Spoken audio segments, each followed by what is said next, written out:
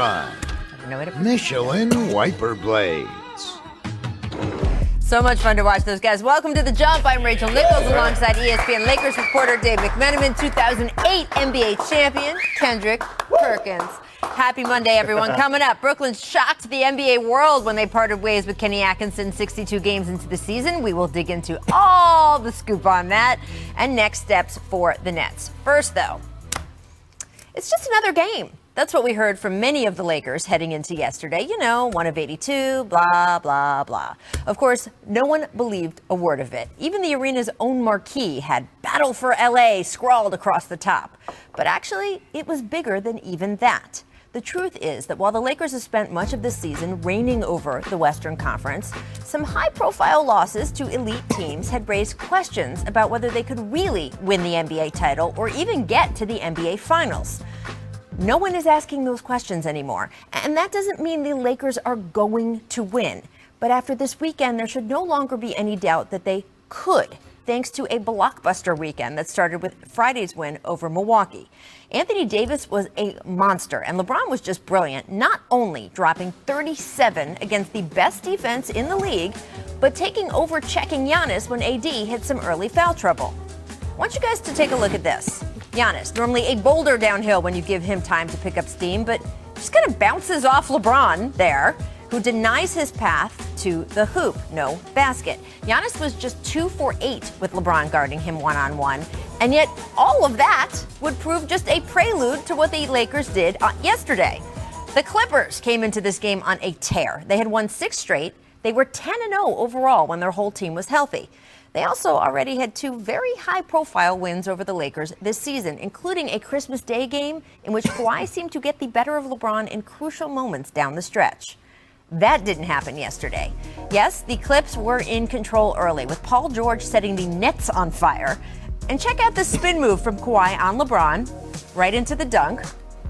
But as the minutes ticked by, the Lakers' attack deepened thanks to sparkling play from LeBron, AD, and former Clipper Avery Bradley. And in the final minutes, when it counted most, LeBron was everywhere, scrambling on the floor for loose balls, trying to draw charges, sinking his free throws, and then this, with 40 seconds on the clock, driving straight to the basket as the crowd, there for what was supposed to be a Clippers home game, serenaded him with MVP chants. Kyle Kuzma went a step further when LeBron got back to the bench, crowning him. And yeah, there you go. Thanks, Kuz. Although not everyone was convinced, here was Patrick Beverley in the locker room. Can you describe the challenge it is defensively when LeBron... No challenge. But particularly the end of the game... No challenge. Can you describe what it's like as a defender to when he tries to force the switches Not hard with at the all. guard?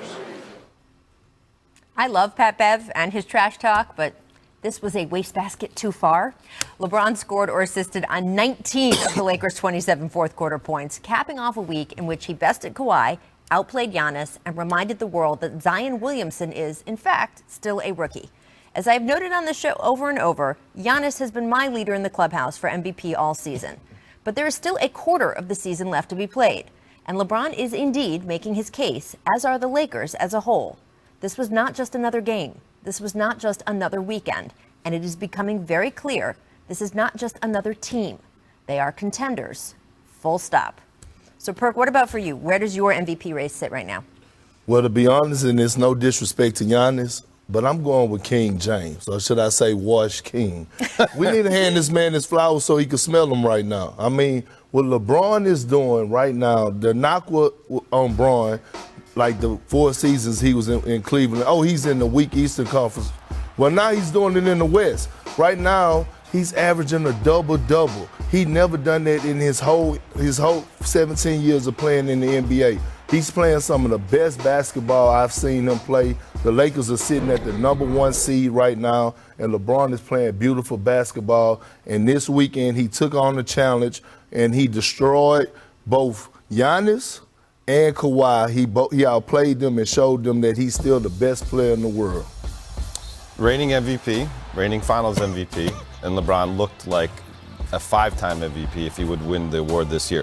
Now, I don't think necessarily it's fair to put him over Giannis at this point, but they're neck and neck. Yeah. To me, there's nothing that screams about Giannis's case that he's certainly the MVP, and nor LeBron's, because Giannis is that good. But okay, he changed his position in year 17 to point guard. Leads the league in assists, the one statistical measure to encapsulate that position.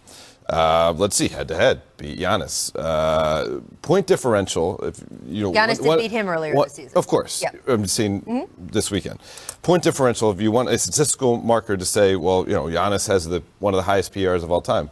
Well, the point differential when LeBron is on the court versus off the court, resting during games, is a bigger margin than when Giannis is doing the same thing for his team. So that's another measure saying that he does more for the Lakers than Giannis does for the Bucks.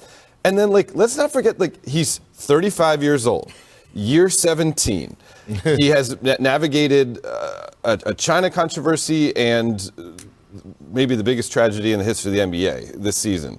That's extra stuff that, quite frankly, Giannis is not going through, and playing in the better conference, and has the spotlight on him every single day. I mean, to me, all those things, the actual basketball life experience that LeBron James goes through, adds to the degree of difficulty, and I think that should be taken into account by the voters. Well, here are some of the numbers, right? You bring up some of the numbers. I want to show some of them, because to me, these numbers do go in Giannis's favor when you say, look, of course, the assists higher up for LeBron, and the fact that he is leading the league, important. Giannis leading the league in PER, though, and that really is such an important stat for me, right? Your player efficiency kind of encapsulates so much of your impact on the game. And also, if you look at the minutes, Giannis is playing 4 less minutes a game, and yet he's still averaging more points, more rebounds, stuff like that. So that is some of the hard number stuff that, to me, has made Giannis my leader here so far. But I do, and I have said this on this show for years, think that MVP is about more than stats. I just do. Right. And I have watched every other league separate out who has the best stats for the season and who is the most valuable player. This is not some new idea I came up with. That the NFL has a Best Offensive Player award, that the NHL has a separate scoring award. The NBA doesn't do that, and it is in an age where analytics has become so important, and to me, rightly so. We have leaned on stats more and more every year that we have gone through and voted for MVP. And I do think value comes into play with leadership. Now, I think both of these guys have been very good leaders, but I do think some of the stuff you're talking about does have to come into account. The fact that he went out and recruited Anthony Davis, that he has made Anthony Davis so comfortable and into the monster that he is, and really let AD's game, which was so strong in New Orleans for so many years with no help, have a place to flourish. And this has been able to work when the narrative going into the season was, hey, Kyrie didn't want to play with him anymore, Kawhi didn't want to come play with him, Paul George didn't want to come play with him, that sort of thing. So there's a lot of different factors that come into play for me with this, and I do think we still have a quarter of the season to go. So my money is on both of these guys, making it a really good race. I just think we do have one. Go for it. Just one more quick point.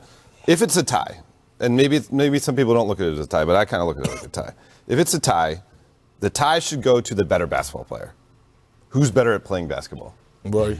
It's LeBron James. Well, I mean, he does so many more things. I mean, Giannis is a great rebounder. Giannis is an incredible basketball player, but he can't do the things to manipulate a defense the way LeBron can. We got to move on, but take a look at how Las Vegas has moved things around. These were their MVP odds on Friday.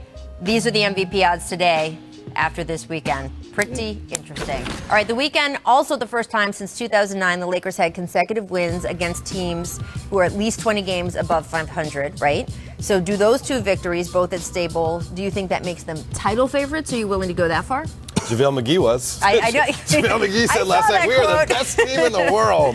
And he should be pounding out his chest after that weekend. I think we had a pool of contenders coming into this season because Kawhi left Toronto. They fell off the kind of favorite list. And Golden State, obviously, that dynasty was broken up, so they fell off the favorite list. The contenders were Lakers, Raptors are still Clippers. there on the record list, though. Sure, but in terms of favorites, Yeah. Lakers, Clippers, Milwaukee were the teams. All those teams played in Staples Center this weekend. The only one to come out of the round robin with a perfect record was the Lakers, and I think that says a lot. Well, I mean, they are the title favorites. When you look at them, they have the best duo since Kobe and Shaq. And I've said this time and time again with LeBron and AD. What LeBron and Anthony Davis did over this past weekend was incredible. They dominated. We talk about LeBron in the MVP conversation. We might want to start throwing Anthony Davis in that conversation also, because he's been a monster on both ends of the court. He's already the front runner for Defensive Player of the Year. But the thing that I'm looking at that I've watched with the Lakers they are peaking at the right time, and their their role players are being stars in their role. You look at guys like Dwight Howard, who had a great game against Denver. You look at a guy like Avery Bradley, who had a great game last night, and Caldwell Pope. You're looking at guys like Caruso, who comes in and changed the game. So I think right now they're finding their niche. And I must say, I got to give credit to Kyle Kuzma, because although offensively last night he didn't put up 20-plus points or whatever the case may be, but he still finished the game with 10 rebounds, crucial offensive rebounds. He impacted the game in other areas. And right now, the Lakers are hitting their stride, and guys are knowing their role. And shout out to Coach Frank Vogel and his coaching staff, because he's put these guys in position, especially defensively, to be successful. Yeah, Frank's done a great job. Kuz had that great defensive game against Boston. I thought that was really notable. Look, I'm not going to take one loss in any of these teams, right, to say, oh, that means they're better, right? Milwaukee beat the Lakers earlier this season. The Clippers beat the Lakers twice this season. I'm not going to say this one game puts one over the other, but I do think it's clear these are the three teams, and that is being with respectful to the defending champions, who I think are also making a case to be there right at the end in the East. But I would put these three in the top class, and that just makes it fun for the rest of us. It's been a while since we didn't feel like we knew who was probably going to win the NBA title, and now I don't think anyone can say that with certainty. Coming up, just over 5 weeks remaining in the season, can the Pelicans, Kings, Blazers, or Spurs crash the Grizzlies playoff party out west? The race for 8th, my favorite, continues. First, though, it's time for our distant replay. This is from this date 20 years ago.